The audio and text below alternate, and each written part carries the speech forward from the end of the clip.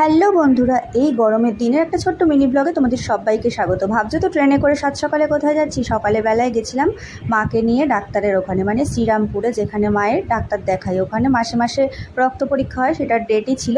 তাই যত গরমই হোক, কাজ থাকলে তো বেরোতেই হবে, তাই না? আজকে পুকুও গেছিলো আমাদের সাথে।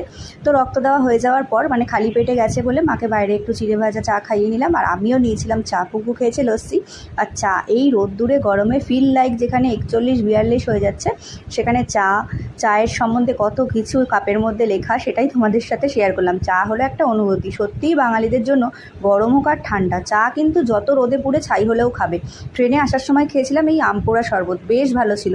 আর উনি নিয়ে ট্রেনে ওঠার সাথে সাথেই প্রায় সবই ওনার কিন্তু সব ওখানে বিক্রি হয়ে গেছিলো, মাত্র 10 টাকা করে। খেতে বেশ ভালো, বেশ আমের ফ্লেভারটাও পুরো ছিল। তাই গরমে একটু ওটা খেয়ে নিলাম। বাড়ি এসেই তোড়জোড় লেগে গেল রান্নার। ওদিকে পুকুর কিন্তু খাওয়া হয়ে গেছে, রান্না কিন্তু আমি তাড়াতাড়ি করেই নিয়েছি। এটা ছিল লাস্ট, মানে রুটিটা।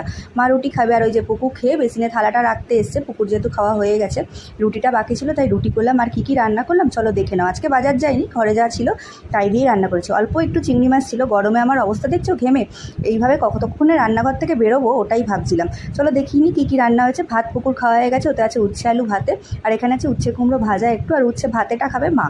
আর এখানে আছে পটল কুমড়ো আর আলু দিয়ে, আর চিংড়ি মাছ বাটা দিয়ে একটা তরকারি, কারণ চিংড়ি মাছ কম ছিল তাই বেটে দিয়ে দিয়েছি মশলার সাথে, জিরে আদা টমেটোর সাথে বেটে দিয়েছি। দারুণ হয়েছে, একদিন রেসিপি শেয়ার করবো। আর ছিল আমের ডাল, আর ছিল ওই উচ্ছে কুমড়ো ভাজা, আর এই তরকারিটা। ব্যাস, গরমে এটাই ছিল হালকা একটা মেনু। তোমাদের ছোট্ট মিনি ব্লগটা কেমন লাগলো জানিও। আর রুটি ছিল মায়ের জন্য। টাটা।